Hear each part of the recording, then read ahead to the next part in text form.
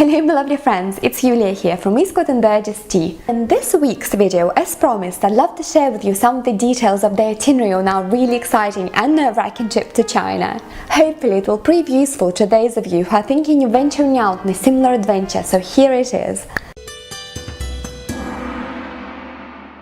Last week I've talked to you about why we are going to China and what the advantages of us going to China are to you. If you'd like to see that video, it's here.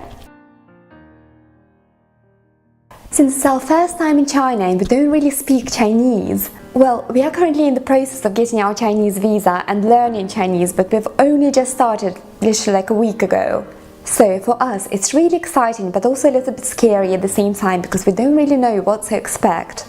We've done our best consulting our friends, family, Reddit, TripAdvisor, Lonely Planet, Google, even friends of family members who live in China, you name it, and we finally hopefully think we sort of have a plan, so here it is.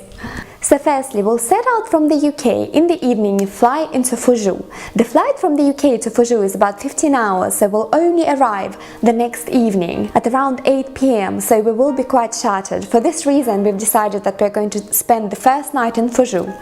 Then, the next morning we'll hop on the bus and head over to Anzi, the home place of some of the finest tea Guanyin oolongs. Now, here's the tricky bit. The tea's in the plantations up in the mountains around the villages and not in the town of Anzi. Thus, on our journey continues. We are currently thinking of going to the mountain villages of Guangdong in Changjiang because this is where some of the finest teas are brought into from the plantations. So this is really tricky because we aren't really sure about how we are going to get to the villages. Ideally, we want to stay away from taxis to minimize the cost of the trip and to maximize our independence so we can try as many teas as possible and talk to as many producers as possible. So from Anzi to the villages, we might hop onto the bus or get a scooter, or we might be forced to get the taxis. We aren't really sure yet. Next stop is Guangdong for the best Dansong oolongs. So we will return from the villages near Anzi. From Anzi, we'll then get back to Fuzhou and then catch the train to Chaoshan town.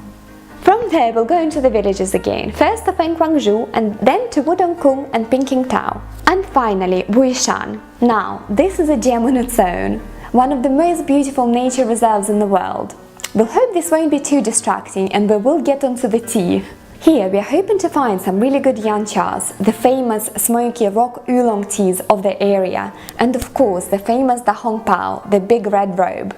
From here we might also travel on to Zhongmu to get some fine Lapsang Souchong black teas. We were also super keen to hop over to Taiwan for a week or so to get some high mountain oolong teas, but we've now realized that we don't think we'll have time this particular trip, but we promise we will do this on the next trip in a few months hopefully, if all goes to plan. And finally, in all of these areas we will explore some of the less heard of rare teas that these producers often make alongside their more famous teas in smaller quantities, and we'll bring some back if we find any gems, which is the super exciting bit. That's it for today. Thank you so much for watching. Please let us know what you thought of this video. Please let us know if you have any suggestions for our tea trip to China. Hit that like button below, hit that bell button, share this video with your friends and be sure to subscribe. Also be sure to follow us on Instagram because we will be posting updates on there as we're getting closer to the trip to China. Also check out the EASTCOTT and BURGESS website and the blog below this video. Delicious with Yulia signing off, and I'll see you again next week. Ciao!